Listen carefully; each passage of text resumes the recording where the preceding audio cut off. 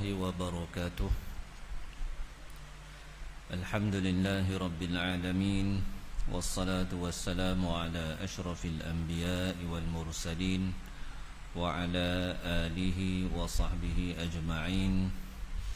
سبحانك لا علم لنا إلا ما علمتنا إنك أنت العليم الحكيم.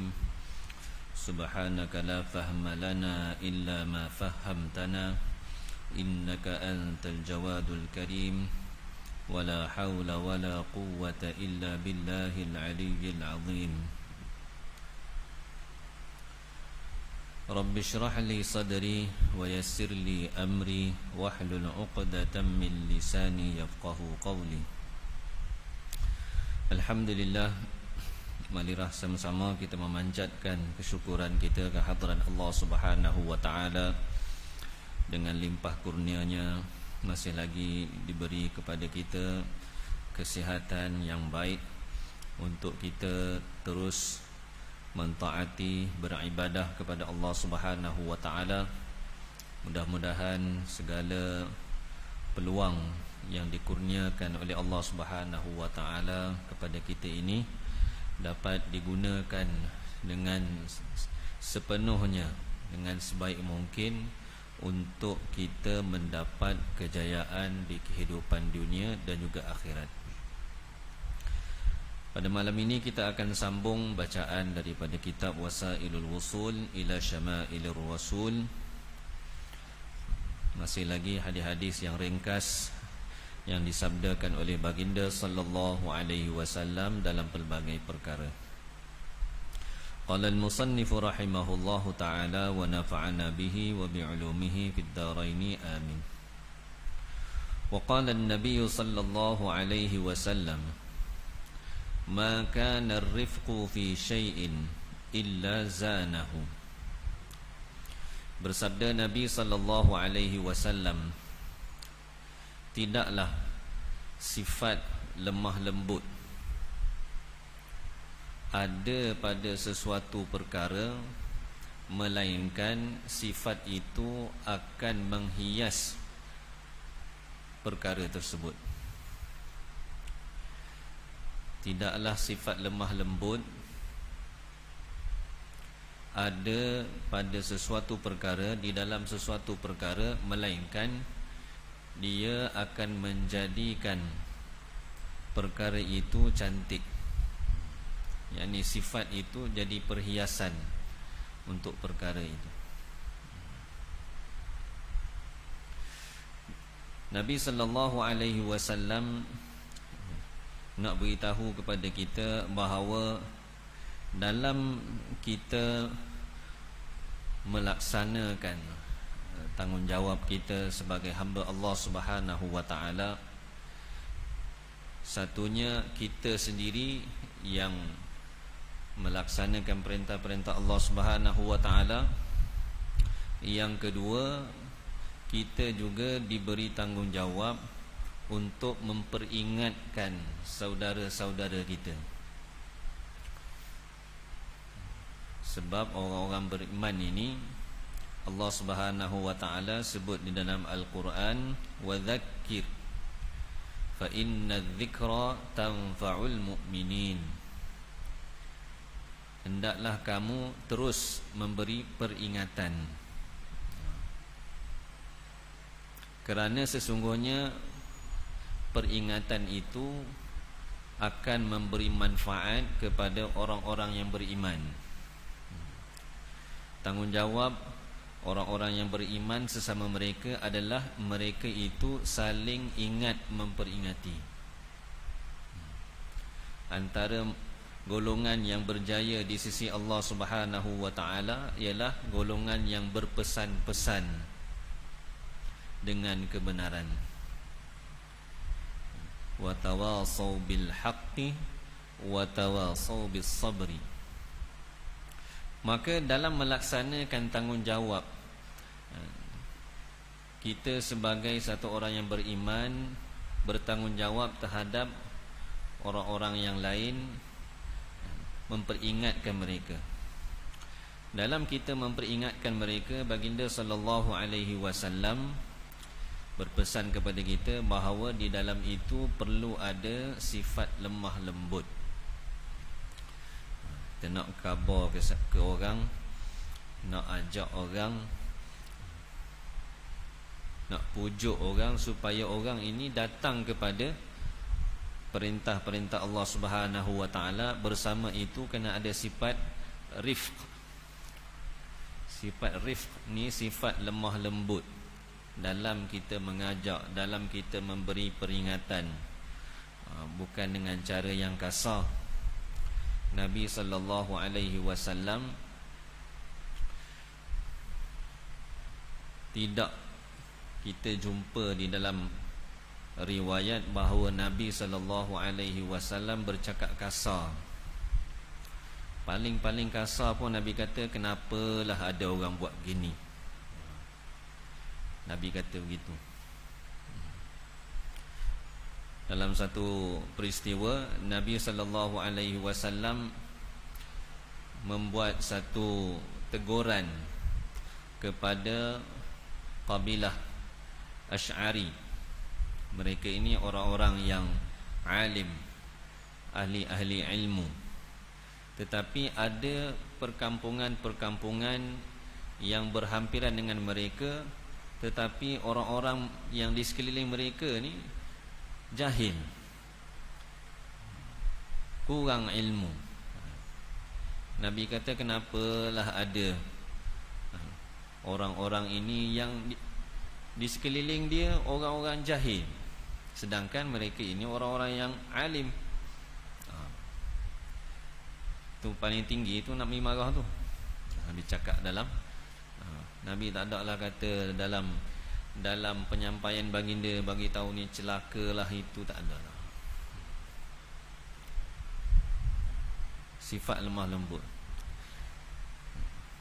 itu adalah satu perhiasan, aksesori yang akan mencantikkan dakwah kita, yang akan mencantikkan tugasan kita untuk memperingatkan saudara-saudara kita. Tidak dinafikan ada masa-masanya kita perlu tegas, tapi tegas itu bukanlah dengan kita mengeluarkan kata-kata yang kasar. Pernah sekali satu orang badui, orang kampung, mari dalam masjid Nabawi. Dia mari, dia kencing dalam masjid. Kencing pergi dalam tu, kencing. Zaman tu masjid bukan macam kita ada kapek apa semua. Mari kencing. Sahabat-sahabat nak pergi tekan dah, nak pergi tahan dia. Nabi kata, jangan, biar dia sesal. Lepas dia siap, Nabi pun suruh sahabat dia ambil air basuh. Nabi bagi tahu dia, ini rumah Allah, tempat ni tak sesuai untuk kencing. Nabi tak marah.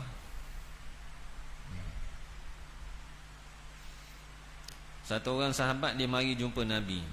Dia orang muda. Dia minta pada Nabi, wahai Rasulullah,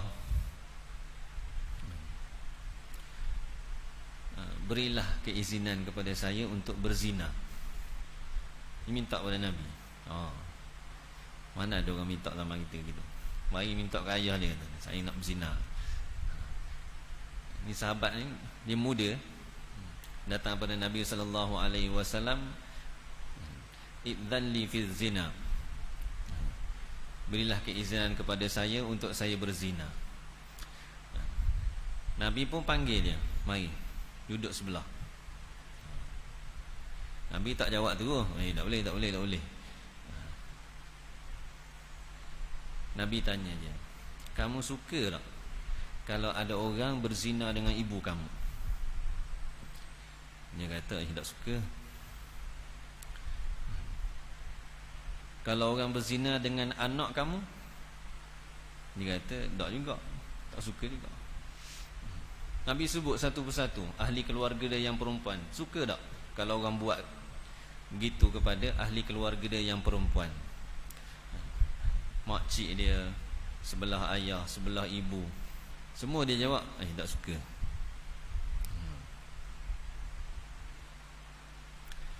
Lepas tu Nabi mau beritahu, kalau begitu kamu janganlah buat sesuatu yang kamu pun tak suka orang buat pada kamu.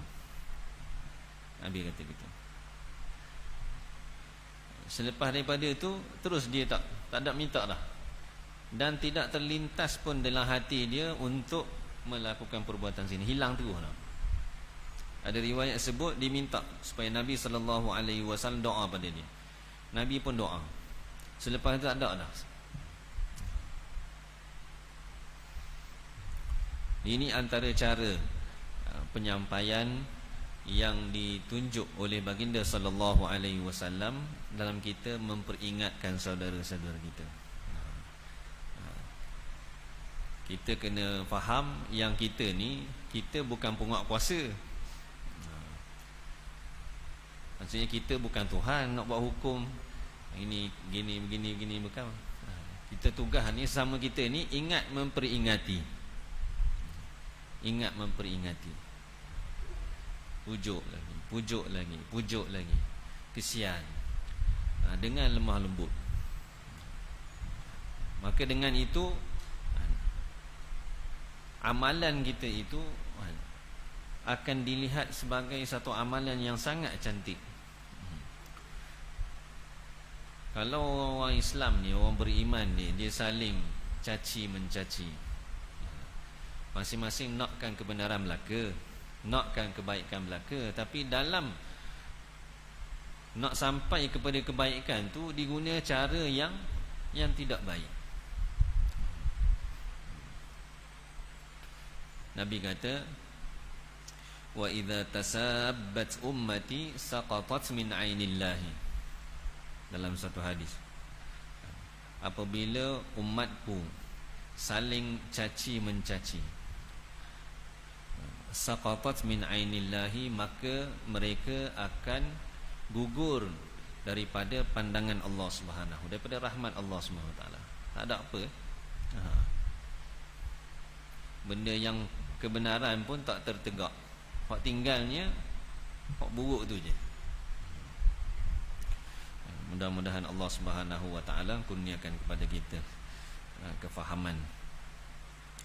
Wa qala an-nabiy sallallahu alaihi wasallam, ma kana al-fuhshu fi syai'in illa syanahu.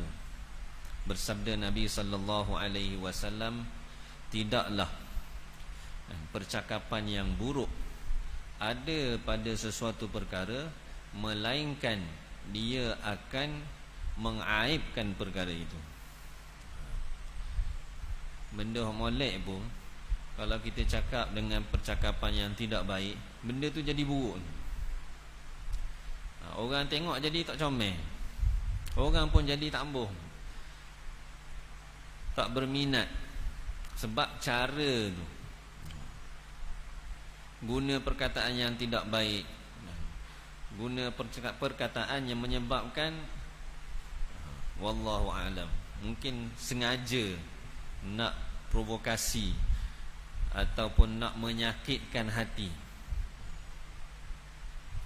untuk menyakitkan hati, maka penyampaian tu jadi buruk, jadi tidak comel.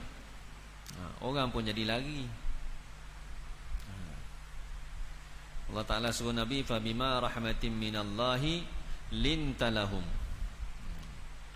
Dengan rahmat Allah Subhanahu Wa Taala, dengan kurniaan Allah Subhanahu Wa Taala, kamu berlembutlah kepada mereka. Walau kunta faddan ghalidhal qalbi lam faddu min hawlik. Kalaulah kamu keras, kasar, ghalidhal qalbi, keras hati, lam faddu min hawlik, pasti mereka akan lari daripada kamu. Itu untuk Nabi. Nabi suruh Allah Ta'ala perintah kepada Nabi suruh berlemah lembut. Jadi kita pun begitu juga. Kalau kita nak mendidik, contohnya anak-anak kita, ahli keluarga kita, maka gunalah dengan perkataan-perkataan yang baik, lemah lembut, pujuk, ajak, doa. Kadang-kadang kita rasa putus asa, ajak buat benda baik tapi tak mau ikut, dah ikut-ikut tak berubah. Jangan putus asa, terus lagi. Satu orang sahabat, Tufail bin Amr ad-Dawsi radhiyallahu anhu, bila dia masuk Islam, dia minta kepada Nabi sallallahu alaihi wasallam. Dia kata pada Nabi, saya ni orang yang diikuti di dalam kaum. Jadi dia nak balik untuk ajak kaum dia supaya beriman pada Allah, masuk Islam. Sebelum dia balik, dia minta pada Nabi, wahai Rasulullah, doalah kepada Allah Subhanahu wa taala supaya Allah berikan kepada saya satu tanda. Dengan tanda itu akan menyebabkan orang jadi tertarik untuk masuk Islam. Bahasa mudah kita, keramat lah. Diminta supaya Nabi doa pada Allah, Allah beri dia satu karamah. Dengan karamah itu menyebabkan orang jadi tertarik kepada Islam. Nabi pun doa. Bila Nabi SAW berdoa, selepas itu dia pun bergerak balik. Dalam perjalanan balik itu, bila dia nak sampai ke kampung dia tu, keluar cahaya daripada dahi dia. Keluar cahaya. Bila keluar cahaya di dahi dia, dia pun doa, ya Allah, janganlah di muka. Takut nanti orang kata, itulah sebab mu tukar agama menjadi gitu, muka jadi lain pada orang. Dia doa pada Allah Ta'ala, jangan di muka. Maka Allah Ta'ala pindahkan cahaya itu di tongkat dia, kepala tongkat dia. Kepala tongkat. Bila dia sampai kepada kaum dia, orang mari pakat tengok cahaya tu. Yang masuk Islam dengan dakwah dia pada ketika itu, isteri dia, saya dah ingat, yang saya ingat isteri dia. Ada beberapa orang. Setahun tak ada siapa pun masuk Islam. Dia pun jadi balik jumpa Nabi SAW. Dia kata, wahai Rasulullah, kaum saya ni lambat. Boleh cahaya di tongkat, boleh Allah Ta'ala bagi dah cahaya, tapi tak masuk juga Islam. Ginilah, wahai Rasulullah, doalah keburukan untuk mereka, hancur tu. Minta Nabi doa kehancuran. Tapi Nabi angkat tangan, Nabi doa. Apa Nabi doa? Allahumma hdi Dausan, wahai Allah, berilah hidayah kepada kabilah Daus. Kemudian dia balik. Nabi suruh dia balik. Dia balik, buat usaha lagi. Sehinggalah selepas beberapa tahun, dalam riwayat tu sebut berlalunya beberapa peperangan besar, 4 ataupun 5 peperangan besar. Selepas tu barulah dia datang balik ke Madinah bersama 70 keluarga. 70 keluarga masuk Islam. Yang ni Nabi SAW ajar kita kena sabar. Orang dah ikut, pujuk lagi, cakap lagi, kita pun tak tahu. Dan dari samping itu, kita doakanlah kebaikan. Tapi kalau kita doa buruk, tak ada apa-apa. Doa keburukan, doa kebaikan. Jadi dalam hadis ni Nabi beritahu kepada kita, percakapan yang buruk, percakapan yang tidak baik, percakapan yang tidak sesuai ni, kalau dia ada pada mana-mana benda pun, benda tu akan jadi buruk. Atau ulama sebut, kalaulah diandaikan benda-benda ni, tiang, batu dan sebagainya ni, dia ada mulut, daripada mulut dia keluar perkataan yang tidak baik, batu tu pun orang akan kata dia buruk. Ini kan pula manusia. Sebaik-baik makhluk, bila ada sifat ni, maka habis, hilang semua. Comel itu hilang belaka. Semoga Allah Ta'ala pelihara kita. Wa qala an-nabiy sallallahu alaihi wasallam, ma halaka mru'un 'arafa qadrahu. Bersabda Nabi sallallahu alaihi wasallam, tidaklah binasa seseorang yang tahu kedudukannya. Orang yang tahu kedudukan dia ni, dia sentiasa sedar siapa dia, insya-Allah dia tidak akan binasa. Dia tidak akan jadi rosak, sama ada di kehidupan dunia ataupun di kehidupan akhirat. Kita berada di atas dunia ni, kita sedar yang kita ni hamba Allah Subhanahu wa taala. Bila kita sedar kita ni hamba Allah Subhanahu wa taala, kita tahu apa tanggungjawab kita. Tanggungjawab kita adalah untuk menyempurnakan perintah-perintah Allah. Ini tanggungjawab. Sebagai kita ni, sebagai hamba Allah Ta'ala, tanggungjawab dia apa? Tanggungjawab dia untuk menyempurnakan perintah Allah, taat perintah Allah, tinggal larangan Allah. Sentiasa sedar perkara ni, insya-Allah selamat. Kita tidak akan jatuh dalam perkara-perkara yang tidak disukai oleh Allah Subhanahu wa taala. Bahkan dalam apa sahaja keadaan pun. Satu orang pekerja, dia tahu kedudukan dia sebagai satu orang pekerja, insya-Allah dia akan buat kerja yang terbaik. Dia akan berikan yang terbaik. Satu orang pelajar, dia tahu dia tu pelajar, dia adalah satu orang pelajar, maka dia tahu batasan-batasan sebagai satu orang pelajar. Begitulah seterusnya.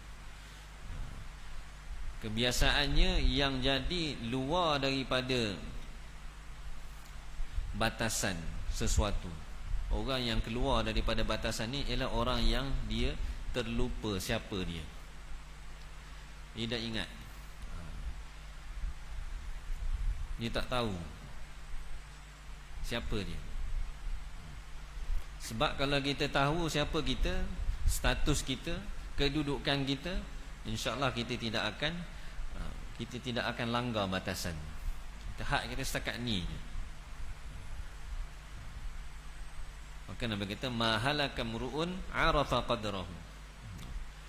Khususnya bila kita berdepan dengan perintah-perintah Allah Subhanahu wa taala, larangan-larangan Allah. Nak kenal diri kita ni sebagai satu orang hamba, sentiasa ingat kita ni hamba Allah. Tanggungjawab kita ni ialah tunduk pada perintah-perintah Allah, tunduk pada larangan-larangan Allah. Ingat benda ni setiap masa dan keadaan, insya-Allah kita selamat. Mari perintah Allah Ta'ala kita dapat sempurnakan. Kita berdepan dengan perkara-perkara yang dilarang, kita dapat tinggalkan. Dapat tinggalkan. Macam orang sakit. Orang sakit, dia sakit sekian, sakit sekian, dia tahu batasannya. Kalau dia nak makan pun, dia tahu setakat ni boleh. Tapi kalau dia lupa yang dia tu sakit, memang dia akan langgar. Tak ingat, lepas makan baru ingat sakit. InsyaAllah. Wa qala an-nabiy sallallahu alaihi wasallam, ma huwa bimu'minin man la ya'manu jaruhu bawa'iqahu. Bersabda Nabi sallallahu alaihi wasallam, tidaklah beriman seseorang yang tidak selamat jirannya daripada segala keburukannya. Tidak beriman di sini maksudnya tidak sempurna iman.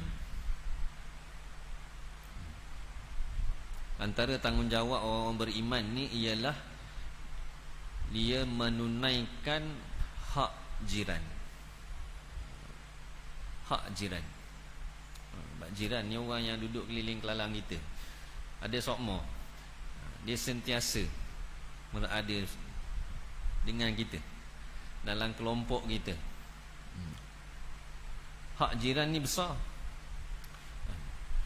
Dalam satu hadis, sahabat sebut Nabi SAW begitu sekali memberi penekanan tentang jiran ni, sehingga sahabat kata, kami ingat Nabi ni akan beri hak waris kepada jiran. Begitu sekali Nabi beri penekanan tentang hak-hak jiran ni, supaya disempurnakan hak-hak jiran ni, sehingga kami rasa Nabi nak jadikan jiran ni sebagai pewaris.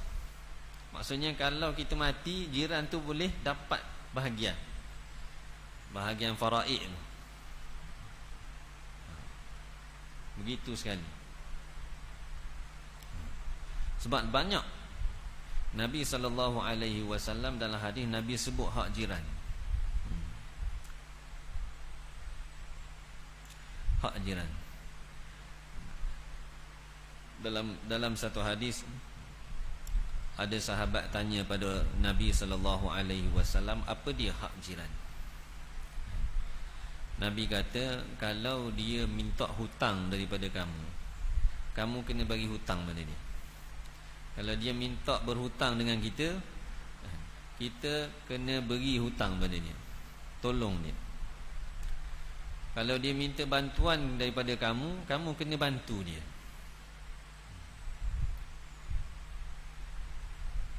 Kalau dia ada keperluan, kamu kena beri pada dia. Kalau dia sakit, kamu kena ziarah dia. Ziarah. Kadang-kadang jiran-jiran kita sakit, kita pun tak tahu. Tak tahu dia sakit. Tahu-tahu masuk hospital, ataupun tahu-tahu meninggal. Dan kalau dia meninggal dunia, kamu iring jenazah dia. Ini pun hak jiran. Kalau jiran kita meninggal dunia, antara hak dia ialah kita iring jenazah dia sampai ke perkuburan. Kalau dia dapat kebaikan, maka kamu akan rasa gembira. Jiran kita boleh kebaikan, kita gembira, itu hak jiran tu. Jiran kita boleh kebaikan, hak kita ialah kita kena rasa gembira. Dia boleh kebaikan, dia dapat rezeki.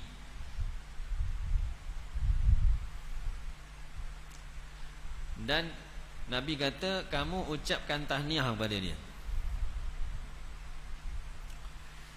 Dan kalau dia ditimpa musibah, kamu kena rasa susah, dan kamu ucapkan takziah pada dia. Jiran kita ditimpa musibah, kita sedih.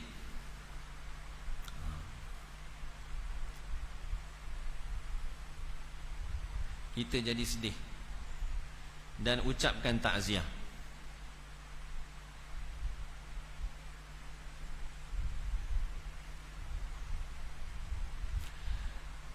Dan Nabi kata lagi, janganlah kamu menyakiti jiran kamu dengan bau yang datang daripada periuk kamu.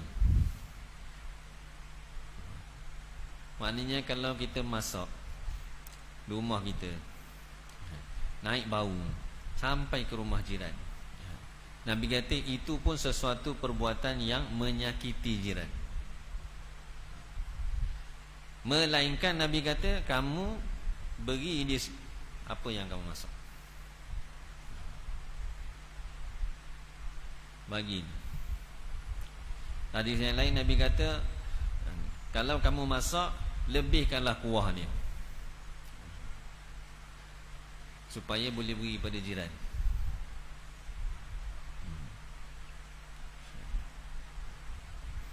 Dalam hadis yang lain lagi Nabi beritahu hak satu orang Islam terhadap satu orang Islam yang lain ada 6. Hak sesama Islam. Sahabat tanya, apa dia wahai Rasulullah? Nabi kata, kalau kamu temu, bagi salam. Jumpa, bagi salam. Bagi salam. InsyaAllah. Berat kau nak bagi salam ni. Nak boleh angkat tangan pun payah kadang-kadang. Bila-bila lagi kalau kita bagi salam, tak jawab. Awak tak tahu je. InsyaAllah. Hak dia, kita bagi salam. Dia jawab dah jawab, itu hak dia pula. Kita, sebab kita kena tunaikan hak tu, ialah kita bagi salam. Yang kedua, kalau dia panggil kamu, kamu kena jawab.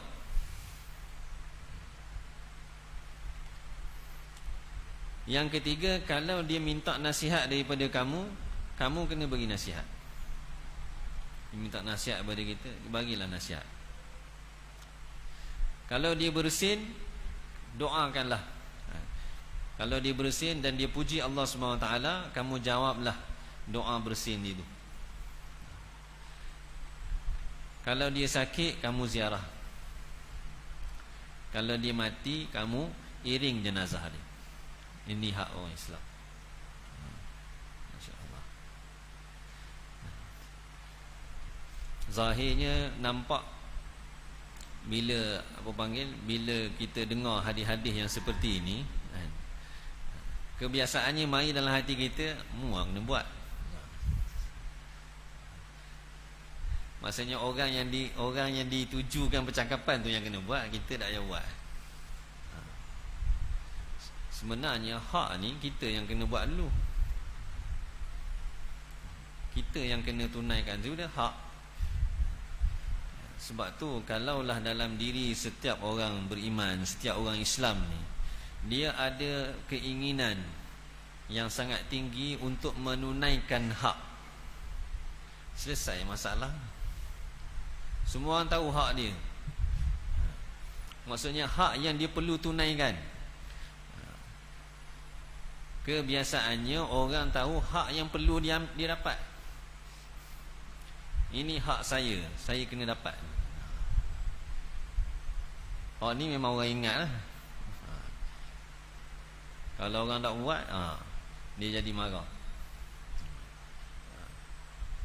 Hak sebetulnya ialah kita kena tahu apa hak yang kita kena sempurnakan pada orang lain. Itu yang sebetul. Kalau setiap orang Islam, setiap orang beriman pakat nak tunaikan hak, aman dunia. Aman dunia. Baru jadi macam kisah-kisah yang kita dengar di zaman sahabat. Walaupun nak mati, hampir mati. Dari riwayat sebut dalam peperangan hampir mati dah. Dia dahaga, minta air.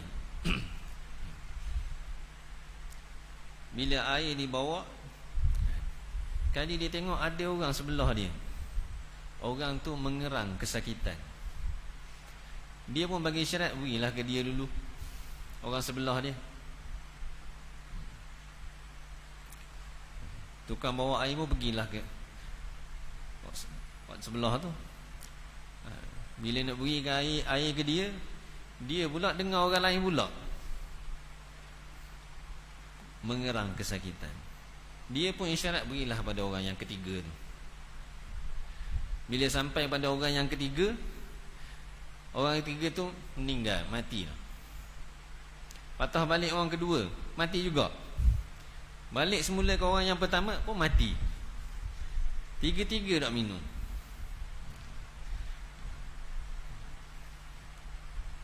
Bukanlah kita kata kena buat gitu. Tapi maksudnya kefahaman yang Allah Ta'ala kurniakan kepada sahabat Nabi ni, kefahaman yang sangat tinggi. Begitu sekali mereka ni berusaha untuk senangkan orang lain. Dalam Al-Quran pun Allah Ta'ala sebut tentang sahabat ni, macam mana mereka ini mengutamakan orang lain. Yu'thiruna ala anfusihim walau kana bihim khasasah. Sifat antara sifat sahabat yang Allah Ta'ala sebut dalam Al-Quran, mereka mengutamakan orang lain daripada diri mereka sendiri, walaupun pada diri mereka ada kesusahan. Walaupun dia susah, utamakan. Utama.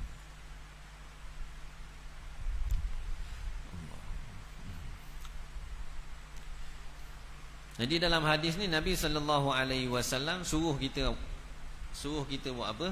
Suruh kita paling kurang, kalaulah kita tak boleh nak beri manfaat kepada jiran kita, sekurang-kurangnya janganlah jiran kita ini sakit disebabkan keburukan kita. Paling kurang lah tu. Kalau tak mampu nak tunaikan hak, kalau tak mampu, sekurang-kurangnya janganlah kita ini menyebabkan jiran kita ini terganggu, sakit hati dan sebagainya. InsyaAllah. Tapi kalaulah berlaku pada kita, contohnya ada perkara-perkara yang tidak disenangi kena pada kita, yang melibatkan jiran-jiran kita, Nabi SAW beritahu, kalau ada sesuatu yang menyakiti daripada jiran ni, hendaklah kamu sabar. Itu bahagian kita tu, bahagian kita. Kalau kena, sabar. Sabar tu hak kita. Ada dalam hadis Nabi sebut hak jiran yang kita kena bagi. Kalau orang buat kita benda yang tidak baik, apa kita nak buat? Antara pesanan Nabi ialah sabar, doa kebaikan.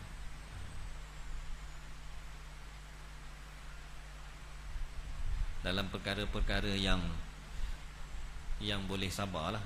Tapi kalau perkara-perkara yang melibatkan perintah-perintah Allah Subhanahu Wa Taala, hak-hak Allah, yang tu tak boleh nak sabar, yang tu kena tegas. Ni kalau melibatkan diri kita je, tak apa, kita sabar, tahan sikit. Wallahu a'lam. Semoga Allah Subhanahu Wa Taala beri taufik kepada saya dan kita semua, dan apa yang disampaikan pada malam ini sama-sama dapat kita jadikan pedoman untuk kita amalkan dalam kehidupan kita, dan kita sampaikan kepada saudara-saudara kita yang lain, insya-Allah. Subhanakallahumma wa bihamdika asyhadu an la ilaha illa anta astaghfiruka wa atubu ilaik. Subhana rabbika rabbil izzati amma yasifun wa salamun alal mursalin walhamdulillahi rabbil alamin.